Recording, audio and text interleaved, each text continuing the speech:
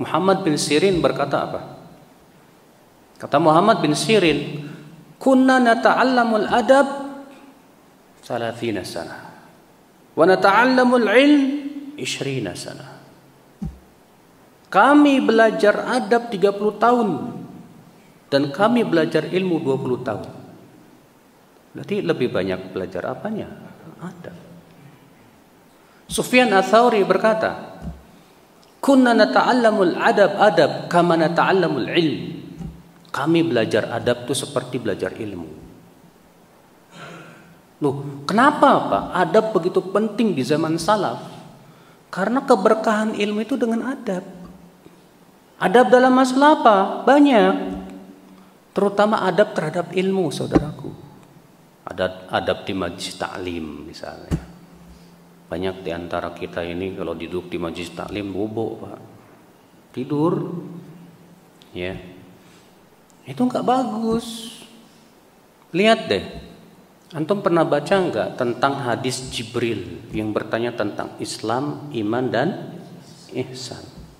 Di situ disebutkan bahwa ya, bainama nahnu julusun inda Rasulillah sallallahu alaihi wasallam ittala'a alaina rajulun shadidu bayadhi thiyab shadidu sawadi sya'ar la yura alaihi atharus safar wa la ya'rifu minna ahad.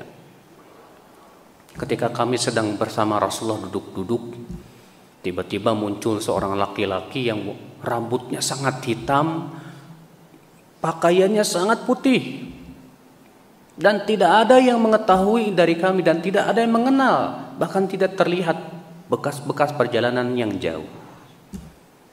Dalam riwayat Al-Bazzar ada lafaz, lalu ia pun duduk di belakang, lalu ia berkata, "A'adnu ya Muhammad, boleh saya mendekat hai Muhammad?" Kata Rasulullah, "Silakan, udnu."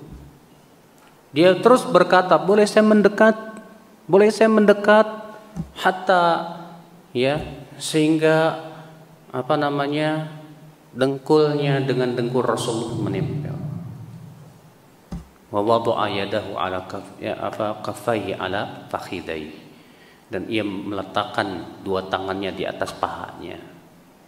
Apa kata para ulama? Seakan-akan di sini malaikat Jibril ini mengajarkan adab. Adab penuntut ilmu, datang dalam keadaan pakaian yang bagus. Ini enggak datang ke majelis taklim pakai lekbong, pakai seenaknya, bajunya super bau, ganggu orang, enggak bagus ya akal Islam. Lihat malaikat Jibril, ia minta izin supaya bisa duduk di depan, masya Allah. Lihat saudaraku ikhwatul Islam, bagaimana para sahabat Rasulullah di majelis taklimnya Rasul sallallahu alaihi wasallam.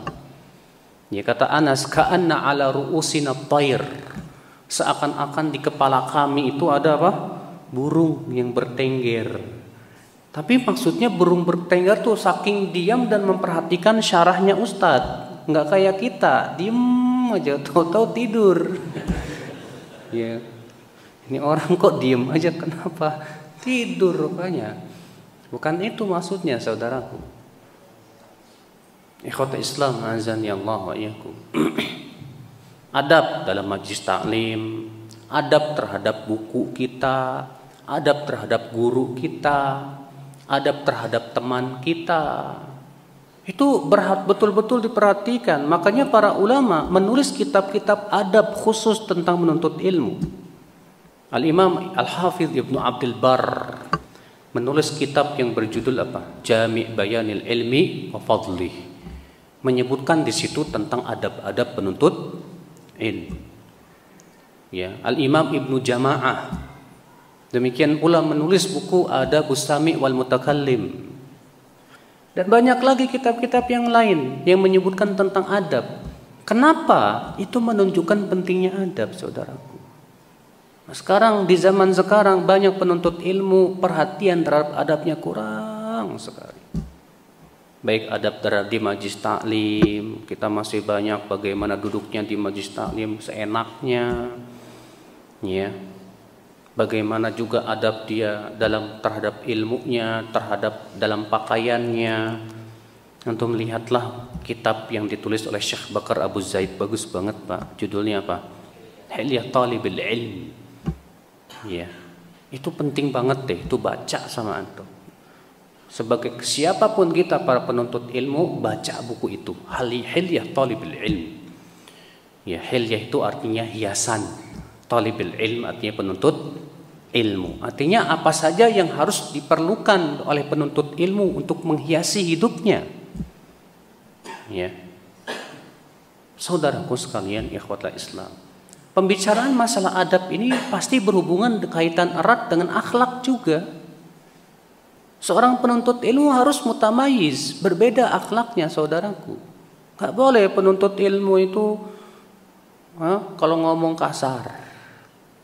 Gak boleh penuntut ilmu itu, ya akhwal Islam, istilahnya TBC, terlalu banyak cincong. Ya. Gak boleh. Ada penuntut ilmu mudah berkomentar, mudah ngomong. La wallah. Iya. Makanya kata para ulama terdahulu, awalul ilm as-sukut, thumma al-istima'. Iya. Kata Sufyan Ats-Tsauri, awal ilmu itu diam, kemudian mendengar. Nah kalau kita enggak, ya, kita ini enggak pandai mendengar tapi pandai berbicara dan berkomentar.